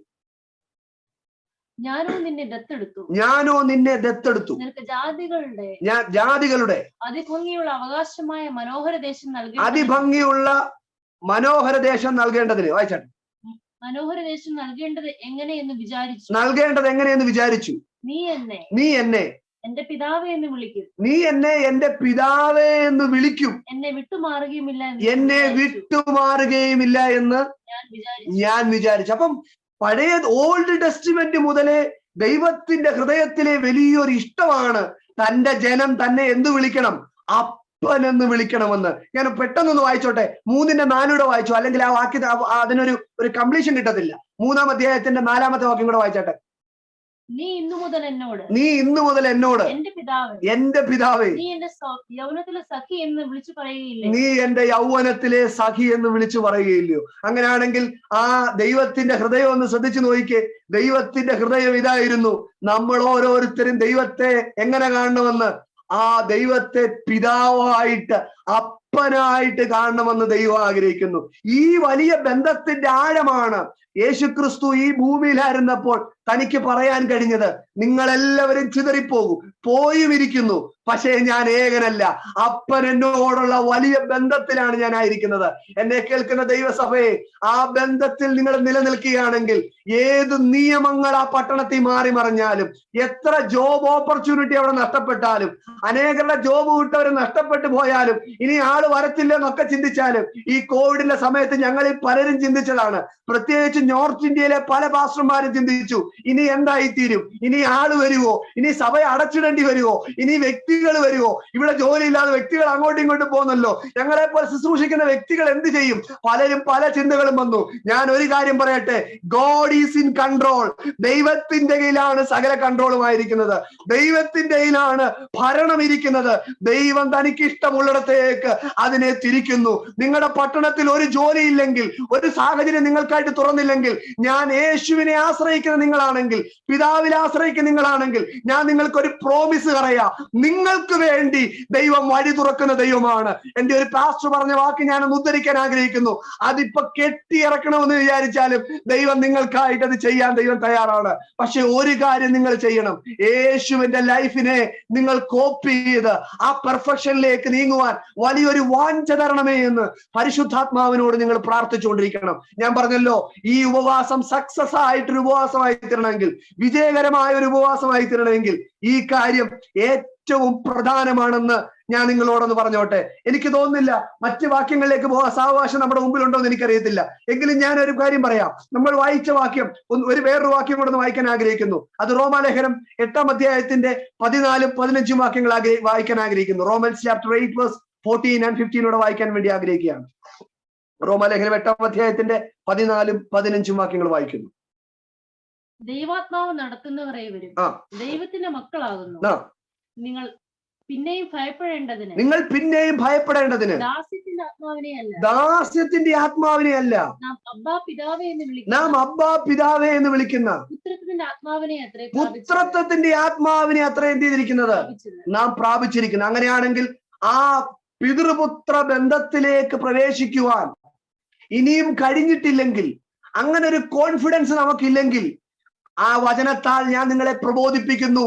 പിതാവാം ദൈവം നമുക്കായിട്ട്, അല്ലെങ്കിൽ നമുക്ക് വേണ്ടി നമ്മുടെ സകല കാര്യത്തിലും ഇടപെടാനായിട്ട് ദൈവത്തിന്റെ പിതാവാം ദൈവം കൂടുണ്ടെന്ന് നിങ്ങൾ ഒരിക്കലും മറന്നുപോകില്ല. നിങ്ങൾക്ക് ഒരു പക്ഷേ ഒരു സംശയം തോന്നിയേക്കാം, അങ്ങനെ ഉണ്ടാവാൻ സാധ്യതയുണ്ടോ? അങ്ങനെ എല്ലാ കാര്യത്തിലും ഒരു സപ്പോർട്ട് എനിക്ക് ലഭിക്കുമോ? ഞാന് യോഹന്നാന്റെ സുവിശേഷം 17-ാം അധ്യായത്തിന്റെ 23-ാമത്തെ വാക്യം ഒന്ന് വായിക്കാം. ദൈവം യേശുക്രിസ്തുവിനോടുള്ള ബന്ധത്തിൽ പറഞ്ഞൊരു കാര്യമാണ്. എന്നിട്ട് നമുക്ക് നമ്മളോടുള്ള ബന്ധത്തിലേക്ക് അതിനെ ഒന്ന് ചിന്തിക്കാം. യോഹന്നാൻ സുവിശേഷം 17-ാം അധ്യായത്തിന്റെ 23-ാമത്തെ വാക്യം ഒന്ന് വായിച്ചാട്ടെ. നീ എന്നെ അയച്ചിരിക്കുന്നുവെന്നും നീ എന്നെ സ്നേഹിക്കുന്നത് പോലെ അവരെയും സ്നേഹിക്കുന്നുവെന്ന് ലോകമറിയുവാൻ നാം ഒന്നായിരിക്കുന്നത് പോലെ അവരും ഒന്നാകേണ്ടതിന് ഞാൻ അവരിലും നീ എന്നിലുമായി. മതി. അതിന്റെ ആദ്യത്തെ വാക്യത്തിലേക്ക് നിങ്ങൾ ശ്രദ്ധിച്ചു നോക്കിക്കേ. ഫസ്റ്റ് ഭാഗം മാത്രം ഒന്ന് വായിച്ച. ഇപ്പൊ നമ്മൾ വായിച്ച വാക്യത്തിന്റെ നീ എന്നെ അയച്ചിരിക്കുന്നു എന്നും നീ എന്നെ സ്നേഹിക്കുന്നത് പോലെ കണ്ടോ. അതിന്റെ അർത്ഥം നിങ്ങളൊന്ന് മനസ്സിലാക്കണേ. നിങ്ങൾ ആഴമായിട്ട് നമ്മൾ അതിനൊന്ന് ഗ്രഹിക്കാൻ ശ്രമിച്ചാൽ, പിതാവാം ദൈവം യേശു ക്രിസ്തുവിനെ എങ്ങനെ കാണുന്നോ അതുപോലെ തന്നെയാണ് നിങ്ങളെ ഓരോരുത്തരെയും കാണുന്നതെന്നാണ് ദൈവത്തിന്റെ വചനത്തിൽ വായിക്കുന്നത്. എന്തൊരു ബലമാന്ന് നോക്കിയ വാക്യത്തിൽ കൂടെ നമുക്ക് കിട്ടുന്നത്. അതിന്റെ അർത്ഥം പിതാവാം ദൈവം യേശു ക്രിസ്തുവിന്റെ കാര്യം എങ്ങനെ കൈകാര്യം ചെയ്യുന്നോ അതിൽ നിന്നൊരു വിട്ടുവീഴ്ചയില്ലാതെ തന്നെ അതേ ആത്മാർത്ഥതയോടെ അതേ സത്യസന്ധതയോടെയാണ് നമ്മുടെ കാര്യവും ദൈവം കൈകാര്യം ചെയ്യുന്നത്. ഇന്ന് രാത്രി സന്തോഷത്തിന് എത്ര വകയാന്ന് നോക്കിക്കേ. എന്റെ കാര്യം ദൈവം കൈകാര്യം ചെയ്യുന്നത് യേശുവിന്റെ കാര്യം പോലെയാണെന്ന്. നമുക്ക് വിശ്വസിക്കാനായിട്ട് ഒരു പക്ഷേ ബുദ്ധിമുട്ടുണ്ടായിരിക്കാം. പക്ഷെ ഞാൻ നിങ്ങൾ വിശ്വസിക്കുന്ന ഈ വേദപുസ്തകം നമ്മളോട് പറയുന്നു, യേശു ക്രിസ്തുവിന്റെ കാര്യം കൈകാര്യം ചെയ്യുന്നത് പോലെ തന്നെ ദൈവം നമ്മുടെ കാര്യം ചെയ്യും. നിങ്ങൾ അനേക വിഷയത്തിൽ പ്രതികൂല സാഹചര്യത്തിലായിരിക്കുന്നോ, പ്രശ്നത്തിലായിരിക്കുന്നോ, ബുദ്ധിമുട്ടിലായിരിക്കുന്നോ, നാളെ എന്തായി തീരുമെന്ന് അറിയുന്നോ, ഇനി എന്ന് ഞാൻ ഒരു പക്ഷെ പാക്ക് ചെയ്യണമെന്ന് വിചാരിച്ചിരിക്കുകയാണോ, എന്നും ബുദ്ധിമുട്ടിലാണോ നിങ്ങൾ ആയിരിക്കുന്നത്? നിങ്ങളുടെ ഭവനത്തിൽ ഒരു രോഗിയായ വ്യക്തിയുടെ മുമ്പിൽ നിങ്ങൾ പ്രതികൂലത്തിലായിരിക്കുന്നു. ഞാനൊരു കാര്യം പറയട്ടെ, യേശുവിന്റെ വിഷയം എങ്ങനെ കൈകാര്യം ചെയ്യുന്നു അതുപോലെ തന്നെ പിതാവാം ദൈവം നിങ്ങളുടെ വിഷയത്തെ കൈകാര്യം ചെയ്യുന്ന വചനം പരിശുദ്ധാത്മാക്കി കൂടെ നമുക്ക് ഉറപ്പ് തരുന്നു. എന്തൊരു വലിയ അഷ്വറൻസ് ആണ് ദൈവം നമുക്ക് തരുന്നത്. എന്തൊരു വലിയ ബലമാണ് ദൈവത്തിന്റെ വചനം തരുന്നത്. ഞാൻ ഈ വചനത്തിൽ നിങ്ങളോട് ഷെയർ ചെയ്യുമ്പോൾ തന്നെ ഞാൻ ദൈവത്തെ ഒരു പ്രാവശ്യം സ്തുതിക്കുന്നു. എന്റെ വിഷയം കർത്താവേ, നീ യേശുവിന്റെ വിഷയം കൈകാര്യം ചെയ്യാൻ നിനക്ക് എന്നോട് ദയ തോന്നിയല്ലോ, കൃപ തോന്നിയല്ലോ, മനസ്സലിവ് തോന്നിയല്ലോ. ഞങ്ങൾ നിറഞ്ഞ ഹൃദയത്തോടെ ദൈവത്തിന് നന്ദി പറയുന്നു കർത്താവേ. ഹല്ലേലൂയ. ഞാൻ മറ്റൊരു ഭാഗം കൂടെ ഇതിനോടുള്ള ബന്ധത്തിൽ ചിന്തിക്കാനായിട്ട് ഞാൻ ആഗ്രഹിക്കുകയാണ്. അത് വേറൊന്നുമല്ല, വായിക്കേണ്ട വാക്യം നമുക്കൊരു വാക്യം കൂടെ വായിക്കാം. യോഹന്നാൻ സുവിശേഷം 19-ാമത്തെ അധ്യായത്തിന്റെ 10 മുതലുള്ള ചില വാക്യങ്ങൾ വായിക്കാൻ ആഗ്രഹിക്കുന്നു. Gospel of John chapter 19 verse 10 onwards വായിക്കാൻ വേണ്ടി ആഗ്രഹിക്കുകയാണ്. പീലാത്തോസ് അവനോട്, നീ എന്നോട് സംസാരിക്കുന്നില്ലയോ? മതി. യേശുവിനെ പീലാത്തോസിന്റെ മുമ്പിൽ കൊണ്ടുപോയിരിക്കുന്ന ഒരു ഭാഗമാണ്. അപ്പൊ യേശുവിനെ പീലാത്തോസിന്റെ മുമ്പിൽ കൊണ്ട് നിർത്തിയിരിക്കുമ്പോൾ യേശു പീലാത്തോസിനോട് പറയുന്ന ചില ഭാഗങ്ങളാ നമ്മൾ തുടർന്നുള്ള ഭാഗങ്ങളിൽ വായിക്കാൻ പോകുന്നത്. അതിന്റെ 10ഉം 11ഉം വാക്യങ്ങളിൽ നമ്മൾ പ്രാരംഭത്തെ വാക്യത്തിൽ എഴുതിയിരിക്കുകയാണ്. പീലാത്തോസ് പറയുകയാണ്, നീ എന്നോട് സംസാരിക്കുന്നില്ലയോ? യേശുവിനോട് ചോദിക്കുകയാണ്, നീ എന്നോട് എന്ത് ചെയ്യുന്നില്ലയോ? സംസാരിക്കുന്നില്ലയോ? അടുത്ത വാക്യം, എനിക്ക് നിന്നെ ക്രൂശിക്കുവാൻ അധികാരമുണ്ടെന്നും നീ അറിയുന്നില്ലയോ? മതി. ഒരധികാരത്തിന് കീഴിൽ ഇരിക്കുന്ന പീലാത്തോസ് ഇപ്പോൾ യേശുക്രിസ്തുവിനോട് പറയുകയാണ്. വളരെ യൗവനക്കാരനായ, നല്ല വയസ്സുള്ള അല്ലെങ്കിൽ ചെറുപ്രായക്കാരനായിരിക്കുന്ന യേശുക്രിസ്തുവിനോട് പറയുകയാണ്, യേശുവേ, നീ ഒരു കാര്യം അറിയണം. എന്റെ കയ്യിൽ അധികാരമുണ്ട്. എനിക്ക് അധികാരം ഉപയോഗിച്ച് എന്തു വേണമെങ്കിലും ചെയ്യാൻ പറ്റും. നിനക്ക് ന്യായമായിട്ടൊരു വിധി തരാൻ പറ്റും. എനിക്ക് നിന്നെ രക്ഷിക്കാൻ പറ്റും. എനിക്ക് നിന്നെ ശിക്ഷിക്കാൻ പറ്റും. നിനക്ക് വേണ്ട എല്ലാ കാര്യങ്ങളും എനിക്ക് ചെയ്യാൻ പറ്റും. എന്റെ അധികാരം നീ ഒന്ന് മനസ്സിലാക്കുക. ഈ ഒരു ദാഷ്ട്യത്തോടാ ദൈവം യേശുവിനോട് സംസാരിക്കുന്നത്. ആ വാക്യം ഒന്നുകൂടെ ഒന്ന് വായിക്കാൻ ഞാൻ ആഗ്രഹിക്കുകയാണ്. ആ വാക്യം, പീലാത്തോസ് അവനോട്, നീ എന്നോട് സംസാരിക്കുന്നില്ലയോ? എനിക്ക് നിന്നെ ക്രൂശിപ്പാൻ അധികാരമുണ്ടെന്ന് നിന്നെ വിട്ടയപ്പാൻ അധികാരമുണ്ടെന്ന് നീ അറിയുന്നില്ലയോ എന്ന് ചോദിച്ചൊരു ചോദ്യം നമ്മൾ വായിക്കുന്നത്. ഞാൻ പറഞ്ഞല്ലോ, യേശുക്രിസ്തുവിന് ഈ ഭൂമിയിലായിരുന്നപ്പോൾ ഇത്ര ഉറപ്പ് എവിടുന്നാ ഉണ്ടായേ? ഇത്ര പെർഫെക്റ്റ് ലൈഫ് എവിടുന്നാ ഉണ്ടായേ? അതാ നമ്മളിപ്പോ പഠിച്ചുകൊണ്ടിരിക്കുന്നത്. ഇങ്ങനെ ഒരു സക്സസ്ഫുൾ ആയിട്ടൊരു ജീവിതം ഈ ഭൂമിയിൽ ജീവിക്കാൻ പറ്റിയേ? ഒന്ന് നമ്മൾ കണ്ടു, പിതാവുമായിട്ടുള്ള അഭേദ്യമായ ഒരു ബന്ധം, ഫാദർ ഗോഡുമായിട്ടുള്ള ഒരു വലിയ റിലേഷനാന്ന് നമ്മൾ കണ്ടു. അടുത്തൊരു വാക്യമാണ് നമ്മളിപ്പോ വായിക്കുന്നത്. പീലാത്തോസ് ചോദിക്കുമ്പോൾ പറയുന്ന ഉത്തരവാണ് നമുക്ക് ഏറ്റവും ശ്രദ്ധേയമായ ഒരു ഉത്തരം. യേശു പീലാത്തോസിനോട് തിരിച്ചു മറുപടി പറയുകയാണ്, മേലിൽ നിന്ന് നിനക്ക് കിട്ടിയിട്ടില്ല എങ്കിൽ എന്റെ മേൽ നിനക്ക് ഒരധികാരവും നിനക്കുണ്ടാവത്തില്ല. എന്തൊരു നല്ല വചനമാണെന്ന് നോക്കിക്കേ. യേശുവിന്റെ ആ ധൈര്യം കണ്ടോ? പിതാവാം ദൈവത്തോടുള്ള ബന്ധത്തിന്റെ നടുവിൽ അല്ലെങ്കിൽ ഈ ഭൂമിയിലായിരിക്കുമ്പോൾ യേശുവിന്റെ ഉറപ്പ് കണ്ടോ? യേശു പറയുകയാണ്, പിലാത്തോസേ, അധികാരം നിന്റെയിലായിരിക്കാം, അല്ലെങ്കിൽ അധികാരത്തിൽ ഇരിക്കുന്ന ഒരു വ്യക്തിയായിരിക്കാം നീ, പക്ഷെ ഞാനൊരു കാര്യം മനസ്സിലായിരിക്കുന്നു, എന്റെ അപ്പന്റെ പെർമിഷൻ ഇല്ലാതെ നിനക്ക് എന്നെ ഒന്നും ചെയ്യാൻ പറ്റത്തില്ല. ബഹറിലായിരിക്കുന്ന ചർച്ച് ഓഫ് ഗോഡിനോട് ഞാൻ പറയട്ടെ, നിങ്ങൾ ഒരു കാര്യം മനസ്സിലാക്കുക, മുകളിൽ നിന്ന് പെർമിഷൻ ഇല്ലാതെ ഒരു ചെറുവിരൽ അനക്കുവാൻ ദൈവം അനുവദിക്കത്തില്ല. ദൈവം അനുവദിക്കാതെ യാതൊന്നും നടക്കത്തില്ല.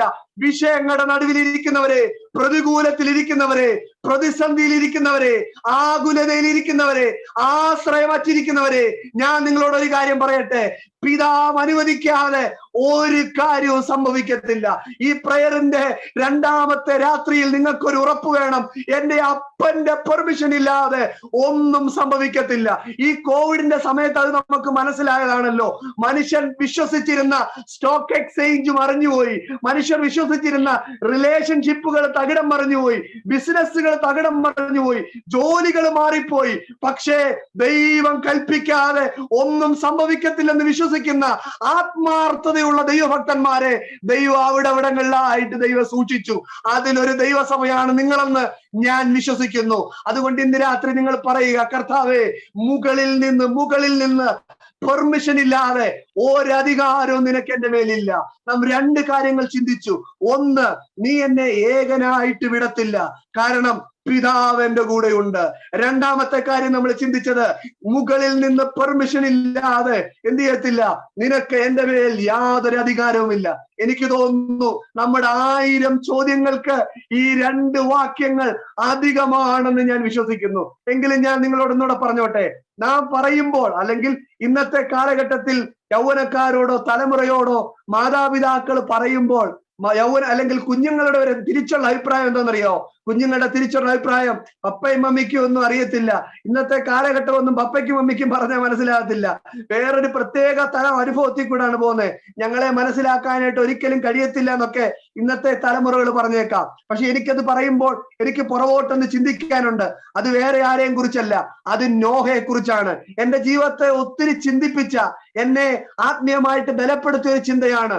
നോഹയുടെ ജീവിതത്തോടുള്ള ബന്ധത്തിൽ നോഹ പുറമോട്ട് തിരിഞ്ഞു നോക്കുമ്പോൾ, അല്ലെങ്കിൽ നോഹയോട് ദൈവം പറഞ്ഞു, നീ ഒരു പെട്ടകം പണിയേണ്ട ആവശ്യമുണ്ട്, വലിയൊരു മഴ പുറപ്പെടാൻ പോവുകയാണ്, ഈ പ്രളയം വരാൻ പോവുകയാണ്, അതിനു മുമ്പ് നീ ഒരു പെട്ടകം പണിയേണ്ടതായിട്ട് ആവശ്യമുണ്ട്.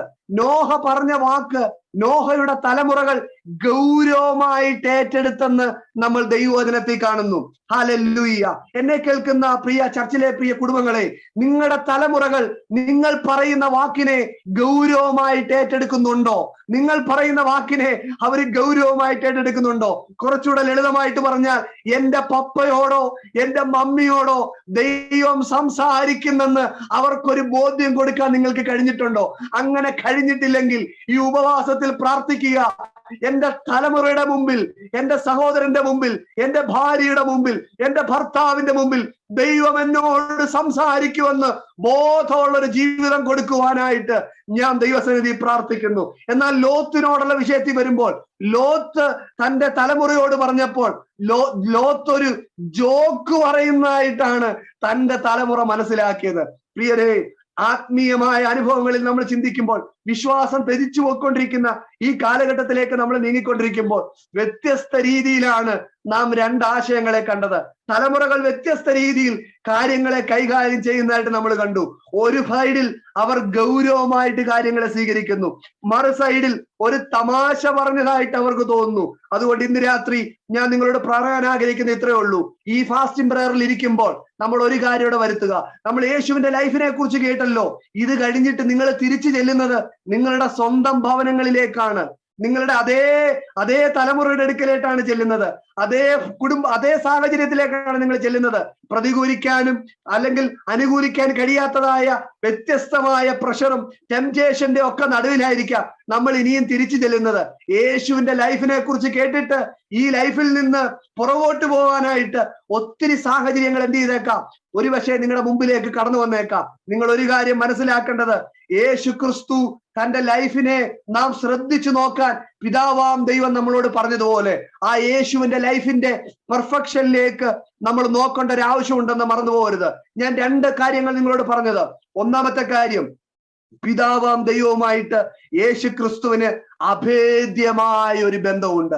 അതുകൊണ്ട് ഇന്ന് രാത്രി എന്നെ കേൾക്കുന്ന ആരെങ്കിലും, ഞാനൊരു ശുശ്രൂഷകനായിരിക്കുന്നുണ്ട്, എനിക്കറിയാം ദൈവസഭയിലെ എല്ലാവരും ഒന്നും വളരെ ആത്മാർത്ഥതയോടൊന്നും യേശുവിന്റെ ലൈഫിന് വേണ്ടി പിൻപറ്റാൻ ആഗ്രഹിക്കുന്നവരൊന്നുമല്ല.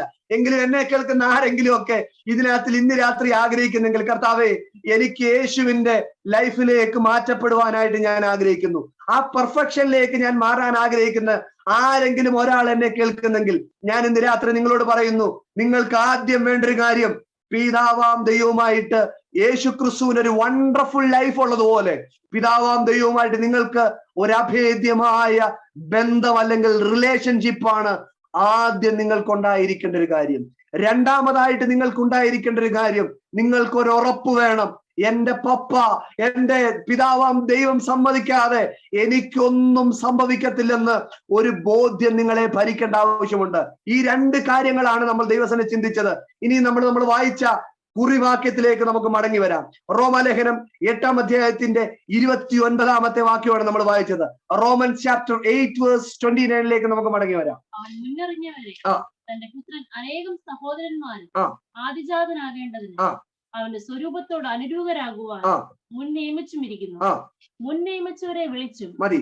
അവന്റെ സ്വരൂപത്തോട് അനുരൂപരാകാൻ വേണ്ടിയാണ് ദൈവം നമ്മെ എന്ത് ചെയ്തിരിക്കുന്നത്? ദൈവം നമ്മെ ആക്കിയിരിക്കുന്നത്. ദൈവം നമ്മെ എന്തിനാ ദൈവസഭയ്ക്കകത്ത് കൊണ്ടാക്കിയിരിക്കുന്നത്? ദൈവം നമ്മെ ദൈവസഭയ്ക്കകത്ത് കൊണ്ടാക്കിയിരിക്കുന്നത് നമ്മുടെ ദേഹി ആത്മാവിന്റെ സമ്പൂർണ്ണ ശുദ്ധീകരണത്തിന് വേണ്ടി ദൈവം നമ്മളെ ദൈവസഭയ്ക്കകത്ത് കൊണ്ടാക്കിയിരിക്കുന്നു. ഈ ദൈവസഭയോടുള്ള ദൈവത്തിന്റെ ദൂത് അല്ലെങ്കിൽ ദൈവം നിങ്ങളെ എത്തിക്കാൻ ആഗ്രഹിക്കുന്ന ഡെസ്റ്റിനേഷൻ മറ്റൊന്നുമല്ല, യേശുവിന്റെ സ്വഭാവത്തിലേക്ക് ഓരോ സഹോദരന്മാരും ഓരോ സഹോദരിമാരും ശുശ്രൂഷകന്മാരും കുടുംബങ്ങളും കുഞ്ഞുങ്ങളും മുഴുവനും ഈ യേശുവിന്റെ സ്വഭാവത്തിലേക്ക് രൂപാന്തരപ്പെടണം, മാറ്റപ്പെടണമെന്നാണ് ദൈവത്തിന്റെ ആഗ്രഹം. അതുകൊണ്ട് എന്നെ കേൾക്കുന്ന പ്രിയരെ, കിങ്ഡം ഓഫ് ഗോഡ്, ദൈവത്തിന്റെ തേജസ് അല്ലെങ്കിൽ ദൈവത്തിന്റെ സ്വഭാവത്തിൽ നിന്ന് നമ്മെ അകറ്റുന്ന ഒന്നിലേക്കും നിങ്ങളുടെ ശ്രദ്ധ മാറിപ്പോകരുത്. അതിന് ദൈവം നമുക്ക് തന്നിട്ടുള്ളത് ഞാൻ പറഞ്ഞു. അതിനായിട്ട് ദൈവം നമുക്ക് തന്നിട്ടുള്ളത് ദൈവത്തിന്റെ ആത്മാവാണ്. ഈ ദിവസങ്ങളിൽ ദൈവസഭ അധികമായിട്ട് പരിശുദ്ധാത്മാവിനായിട്ട് പ്രാർത്ഥിക്കട്ടെ, പരിശുദ്ധാത്മ ശക്തിക്കായിട്ട് പ്രാർത്ഥിക്കട്ടെ. ഈ പരിശുദ്ധാത്മാവിനെ ലഭിച്ചെങ്കിൽ മാത്രമേ ഇങ്ങനൊരു വിജയകരമായ ജീവിതം നമുക്ക് ഈ ഭൂമിയിൽ ജീവിക്കാനായിട്ട് സാധിക്കത്തുള്ളൂ. ഒരു പ്രസംഗികൻ പറഞ്ഞ ഒരു വാക്കുകൂടെ പറഞ്ഞ് ഞാൻ അവസാനിപ്പിക്കാൻ വേണ്ടി ആഗ്രഹിക്കുന്നു. താൻ പറഞ്ഞൊരു കാര്യം, ഓൾഡ് ടെസ്റ്റ്മെന്റ് ന്യൂ ടെസ്റ്റ്മെന്റ് ആയിട്ട് 2ആയിട്ട് വേദപുസ്തകത്തെ വിഭജിച്ചിരിക്കുന്നല്ലോ. പഴയ നിയമത്തിൽ ദൈവവചനം പറയും, അല്ലെങ്കിൽ പഴയ നിയമത്തിന്റെ സ്റ്റാൻഡേർഡിൽ പഴയ നിയമം ഒരു മനുഷ്യനിൽ നിന്ന് ആഗ്രഹിക്കുന്നത് നിങ്ങൾ അധിക ദൂരം യാത്ര ചെയ്യണം, പക്ഷെ ആ വ്യക്തിക്ക് നടക്കാനായിട്ട് കാല് കൊടുക്കത്തില്ല, പക്ഷെ ദീർഘദൂരം യാത്ര ചെയ്യേണ്ട ആവശ്യമുണ്ട്. ന്യൂ ടെസ്റ്റ്മെന്റിലേക്ക് വന്നിരിക്കുമ്പോൾ അതിന്റെ കട്ടി അല്ലെങ്കിൽ അതിന്റെ ആ സ്റ്റാൻഡേർഡ് ഒന്നുകൂടെ വർദ്ധിപ്പിച്ചു. അതിന്റെ സ്റ്റാൻഡേർഡ് മറ്റൊന്നുമല്ല, എന്നറിയോ? നിങ്ങൾ നടന്നാ പോരാ, നിങ്ങൾക്ക് ദൂരയാത്രയ്ക്കായിട്ട് പറക്കേണ്ട ആവശ്യമുണ്ട്. കണ്ടോ, ഓൾഡ് ടെസ്റ്റ്മെന്റിൽ നടന്നാ മതിയായിരുന്നു. ന്യൂ ടെസ്റ്റ്മെന്റ് ഭാഗത്തേക്ക് വന്നപ്പോൾ ദൈവം നമ്മളെ പറക്കുന്ന രീതിയിൽ, അല്ലെങ്കിൽ ആ ഒരു സ്റ്റാൻഡേർഡാണ് ദൈവത്തിന്റെ, ആ സ്റ്റാൻഡേർഡാണ് ദൈവം നമ്മളിൽ നിന്ന് ആഗ്രഹിക്കുന്നത്. പക്ഷെ ഒരു സന്തോഷ വാർത്തയുണ്ട്, ഒരു സത്വർത്തമാനമുണ്ട്. ആ ചിറകുകളായി പരിശുദ്ധാത്മാവിനെയും കൂടെ ദൈവം നമുക്ക് തന്നു.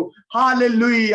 പരിശുദ്ധാത്മാവെന്ന ചിറക് സ്വീകരിച്ച് നമുക്ക് വിജയകരമായ ഒരു ക്രിസ്ത്യ ജീവൻ നയിക്കാനായിട്ട് നിങ്ങൾക്ക് കഴിയും.